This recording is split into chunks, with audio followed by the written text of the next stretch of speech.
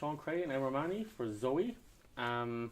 Now, just to give a bit of backstory to this was a long time arriving to Spook Screen, actually. Yes. Originally, this film was was it commissioned, kind of? I mean, we talked about it. So how it happened was you messaged me in terms that it should have probably read more clearly, but than I did. But you messaged me and said you said you'd like ideas for a short film. Originally, it was supposed to be a little bit shorter.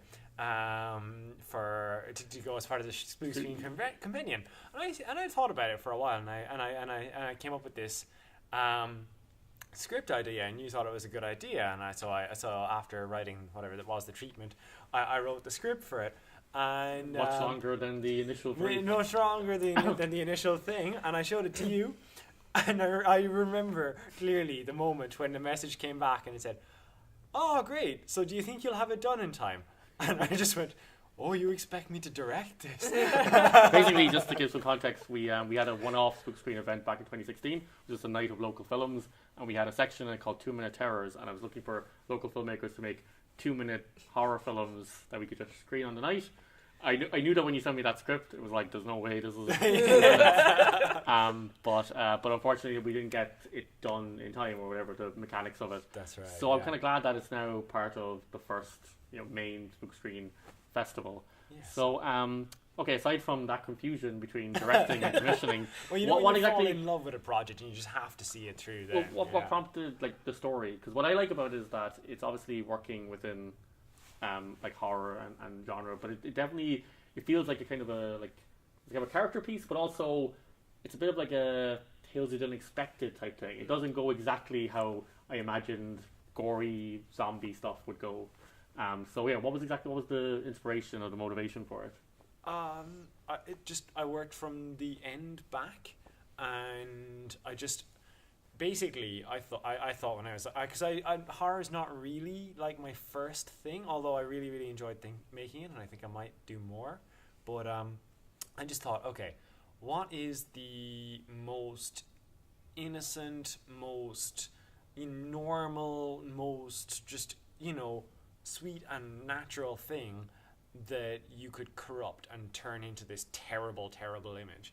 And so I came up with the idea of the yellow ribbon, because that's a very nice image, and then the final image of the film tells a whole other story. So there's a whole other story behind the yellow ribbon, and that was it really. I just the rest of the film was just trying to put that moment together. Retro or back. Yeah. So when you were picking performers and stuff as well, how did the casting process for it? Because it does have a few different people, even finding the right kind of young actress for it. What was that process?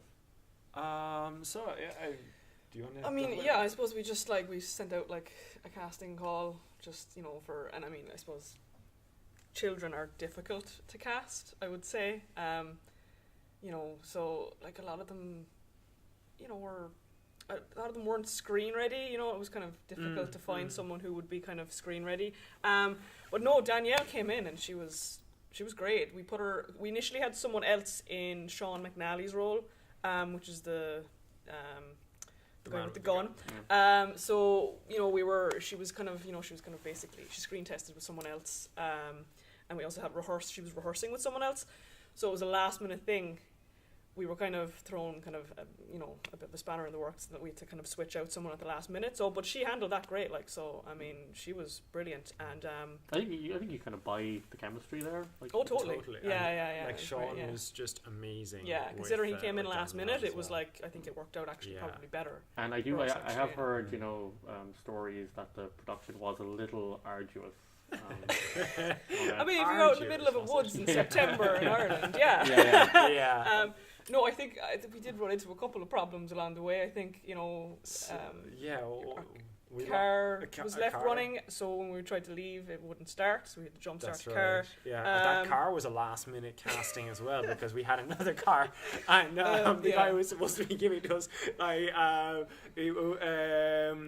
think we called him up about a week before the thing or something like that, and he said, "Oh yeah, sorry, my car's in another film that week."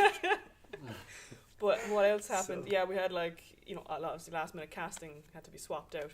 And then probably the worst thing that happened was Sean's camera, because considering we were outside in the woods in September in Ireland, it's not the best I'd say conditions. it was probably closer to July.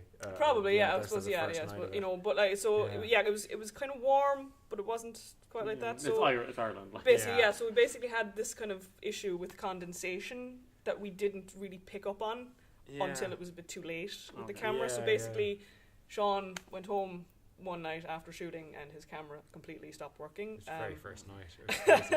Yeah. So yeah, but we had a backup camera, so we just kept a good eye on if there was any condensation. Yeah. So yeah, we had our issues, but What about the zombie costume? The zombie Yes. costume. That's true, actually. That's I worth forgot about that mentioning. too. Yes. Yeah. So we had a very talented makeup artist working with us, Leisha. Leisha McGinn, who actually you put us in touch with, which was great. Yeah, we love her. She's great. Yeah. And so basically the deal was, for everybody's sake, we were only going to do one night initially with the zombie and the zombie makeup, and we had to get everything into that. I think we ended up doing 2 nights with the zombie makeup. What was it?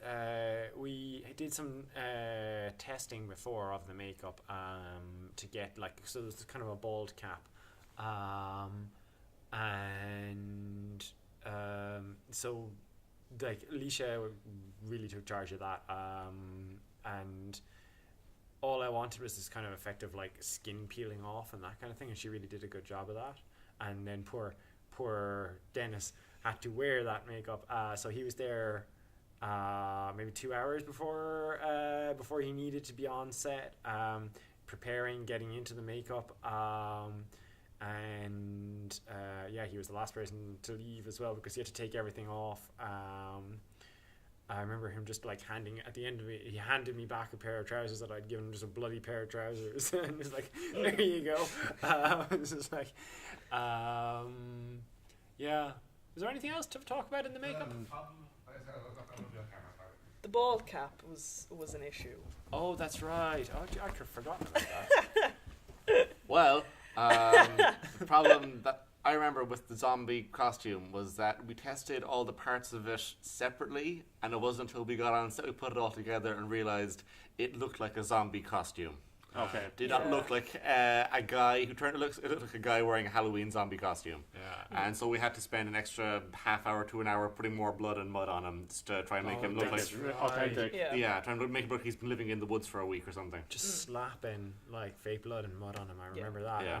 And on the clothes as well. I remember someone was tasked with who was it? Odelia was tasked with making Danielle's clothes look dirty. So she was throwing dirt on them, and I looked at it and I was like, "It's clean. It's still clean." You're going to destroy it. I was like, "Destroying it is what we want." It is funny though. Sometimes when you're making films and you sort of think about this will look like I would throw dirt on this will look fine, but sometimes it comes out too calculated or something. There's no natural quality to it or something. Yeah. It's really hard to approximate it. Yeah. Oh, it's she really had to she spent a good half hour just dragging the thing through wet dirt to get the effect.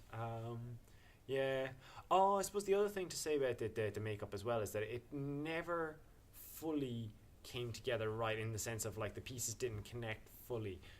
Because of the constraints, and so there were funny combinations of things as well, like the ball cap.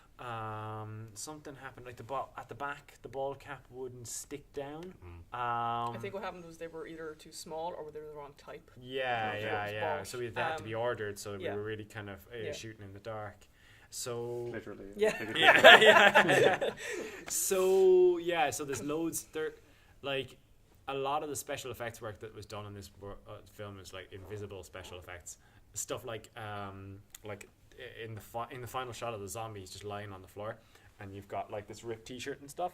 Of course, nobody had made up his torso, so it's just Dennis's normal torso, and the rest of him was done up like a zombie.